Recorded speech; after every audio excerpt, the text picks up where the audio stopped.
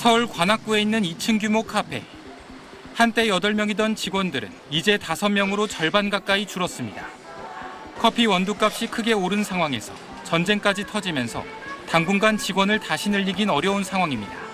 일회용 컵 같은 경우에 불과 한 달 전보다 지금의 가격이 한 40% 정도 지금 상승해 있기 때문에 음료의 가격을 올리지 않는 한 현 구조를 버티기는 힘들다.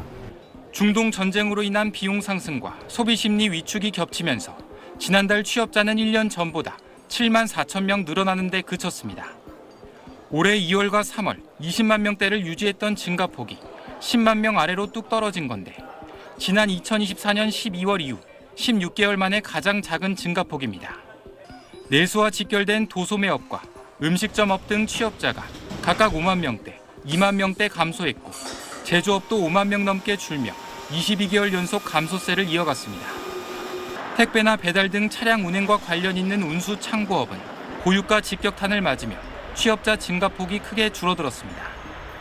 전문 과학, 기술 서비스업에선 11만 5천 명이 줄어 2013년 통계 개편 이후 가장 큰 감소폭을 기록했습니다. AI 발달로 코딩과 회계, 문서 작성 등의 업무가 대체되면서 채용이 줄었다는 분석이 나오는데 정부는 그동안 이 분야 취업자가 많이 증가한 데 따른 기저효과가 작용한 측면이 크다고 설명했습니다. 청년층 고용 한파는 갈수록 매서워지고 있습니다. 청년층 취업자 수는 20만 명 가까이 줄며 42개월 연속 감소세를 보였습니다. 기업이 직업훈련에 참여하는 청년 뉴딜 정책이 다음 달 본격화하면 고용 상황이 나아질 것으로 정부는 기대했습니다. SBS 백운입니다. 공인회계사 시험을 통과했지만 정식 자격을 얻기 위한 실무 수습처를 찾지 못한 미지정 회계사 수가 1년 새 2.5배 급증한 걸로 나타났습니다. 변호사 시장에서도 변호사 채용 공고 및 로펌이 채용하는 변호사 수가 최근 4년간 약 20%가량 줄었습니다. AI로 인한 기술 발전이 회계사, 변호사 등 전문직 화이트 칼라들의 일감을 빠르게 잠식하고 있다는 통계입니다. 이화여대 권세원 경영학부 교수에 따르면 2025년도 공인회계사 최종 합격자 중 지난달 말 기준 미지정 회계사는 178명에 달하는 걸로 집계됐습니다. 전년 동기 대비 2.5배 증가한 수치입니다. 2019년부터 2025년까지 남아있는 누적 미지정 회계사 320명 중 약 80%가 작년과 재작년에 집중됐습니다. 현재 파트타임이나 인턴 형태로 있는 인원도 111명에 달해 여름이면 추가적으로 미지정 인원이 늘어날 걸로 예상됩니다. 여기에 올가을 2026년도 최종 합격자 1,150명이 쏟아지면 향후 미지정 인원은 기하급수적으로 누적될 수 있다는 전망입니다. AI 기술 발전에 따른 회계업계의 인력 구조 변화가 이 같은 현상의 이유로 작용했다는 게 업계의 분석입니다. 1에서 3년차 주니어 회계사들이 주로 했던 전표대사, 단순 데이터 입력 및 검증 등 업무가 AI 자동화로 상당 부분 빠르게 대체되고 있기 때문입니다. 특히 회계감사의 경우 저가 수임 경쟁도 치열해 인건비를 줄이기 위해 AI를 적극 도입하는 추세라고 업계 관계자는 전했습니다. 변호사 업계도 사정은 비슷합니다. 기존 판례, 법령 리서치를 하는 게 신입 변호사들의 주요 업무였는데 AI가 이를 대체하고 있기 때문입니다. 리서치를 대신해주는 제미나이, 클로드 등 AI 서비스 수준이 하루가 다르게 발전하면서 구직에 어려움을 겪는 신규 변호사 숫자가 더 늘 수밖에 없다는 전망이 나옵니다.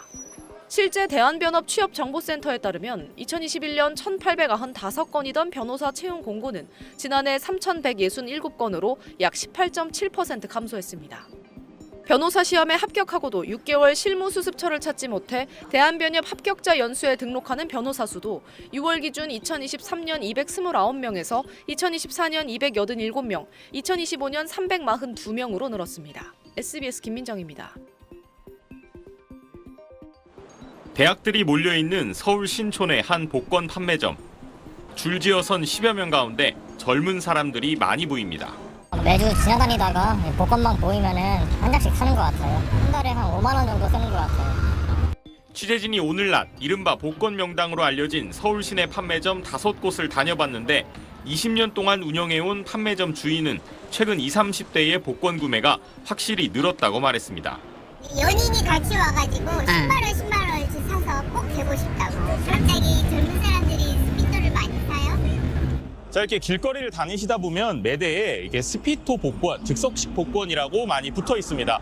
요즘 젊은 사람들 사이에서 유행이라고 하는데 저도 한번 해보겠습니다. 저도 복권 하나 부탁드립니다. 고맙습니다.